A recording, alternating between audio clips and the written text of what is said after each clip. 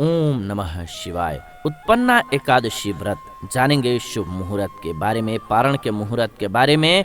और उत्पन्ना एकादशी के दिन एकादशी माता का जन्म हुआ था, इसीलिए इसे उत्पन्ना एकादशी व्रत कहा जाता है। देवी एकादशी भगवान विष्णु की एक शक्ति का रूप है। मान्यता है कि उन्होंने इस दिन उत्पन्न होकर के राक्षस मूर का वध किया था, इसलिए इस एकादशी को उत्पन्ना एकादशी के नाम से हम सभी जानते हैं। धार्मिक मान्यता के अनुसार इस दिन स्वयं माता एकादशी के आशीर्वाद आकर के देने की वजह से लोगों का कल्याण हुआ। इस व्रत को महान पूजनीय बताया गया है। कहा जाता है कि उत्पन्ना एकादशी का व्रत रखने से मनुष्य के पूर्व जन्म और वर्तमान दोनों जन्मों के पाप नष्ट हो जाते हैं। अगर आप चाहते हैं कि आपके पापों का नाश हो जाए और आपके जीवन में जब तक पाप नष्ट नहीं होंगे आपको सुख नहीं मिलेगा, और पापों का नाश चाहते हैं तो उत्पन्ना एकादशी का आज का ये एपिसोड पूरा जरूर देखिएगा, क्योंकि इसमें मुहूर्त के साथ साथ मैं आपको इसके पूजा की विधि भी बताने वाला हूँ। साथ ही साथ इस व्रत की कथा सुनाऊंगा। इस व्रत की कथा सुने बगैर ये व्रत संपन्न नहीं होता है, तो इसीलिए वीडियो बहुत खास है, अंत तक देखिएगा। अगर आप हिंदू देवी देवताओं को पसंद करते हैं तो एक बार वीडियो को लाइक कर दीजिए और कमेंट में लिख दीजिए ओम नमः शिवाय। आप देख रहे हैं आयुर्वेदिक उपचार चैनल। सबसे पहले जानते हैं उत्पन्ना एकादशी व्रत के 2023 के लिए शुभ मुहूर्त के बारे में। तो पारण का मुहूर्त जो है वो 13:15 यानी कि 1:15 से 3:19 तक 9 दिसंबर को रहने वाला है। हरिवासर समाप्त होने का समय जो है 12:44 पर 9 दिसंबर को रहेगा।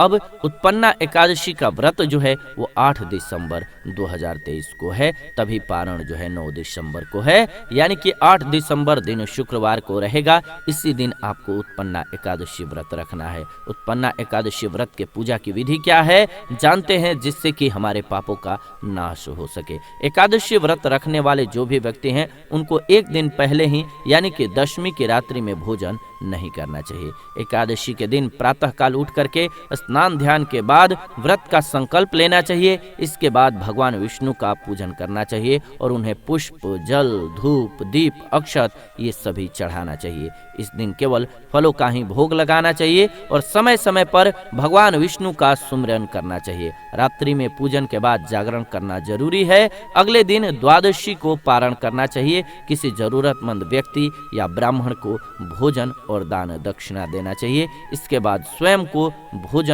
ग्रहण करके व्रत खोलने के लिए तैयार करना चाहिए और पारण का मुहूर्त जो मैंने बताया है आप सभी को, उसी समय पर आपको व्रत तोड़ना है। ध्यान रखिएगा, एकादशी के दिन अगर कोई आपके घर में खाना बनता भी है, बच्चे हैं उनके लिए, तो चावल नहीं बनना चाहिए। एक दिन पहले से ही चावल बंद कर दीजिएगा। एकादशी के एक दिन पहले से चावल छोड़ देना चाहिए। उत्पन्ना एकादशी व्रत की कथा क्या है? तो भगवान श्री कृष्ण ने स्वयं एकादशी माता के जन्म और इस व्रत की कथा युधिष्ठिर जी को सुनाई थी।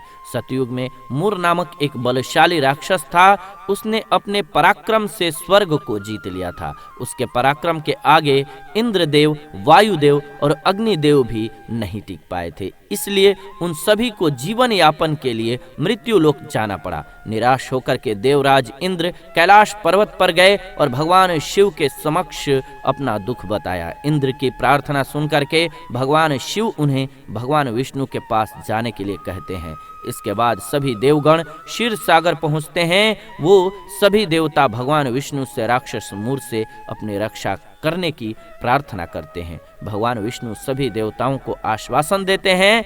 इसके बाद सभी देवता राक्षस मूर से युद्ध करने उसकी नगरी को जाते हैं। कई सालों तक भगवान विष्णु और राक्षस मूर में युद्ध चलता है। युद्ध के समय भगवान विष्णु को नींद आने लगती है और वो विश्राम करने के लिए एक गुफा में सो जाते हैं। भगवान विष्णु को सोता देख राक्षस मूर उन पर आक्रमण कर देता है, लेकिन इसी दौरान भगवान विष्णु के शरीर से कन्या उत्पन्न होती हैं। इसके बाद मूर और उस कन्या में युद्ध चलता है। इस युद्ध में मूर घायल होकर के बेहोश हो जाता है और देवी एकादशी उसका सिर धड़ से अलग कर देती हैं। इसके बाद भगवान विष्णु की नींद खुलने पर उन्हें पता चलता है कि किस तरह से उस कन्या ने भगवान विष्णु की रक्षा की है। इस पर भगवान विष्णु उसे वरदान देते हैं कि तुम्हारी पूजा करने वाले के सभी पाप नष्ट हो जाएंगे और उससे मोक्ष की प्राप्ति होगी। और मेरी अर्धांगिनी है लक्ष्मी, जो भी इस व्रत को करेगा उसके घर को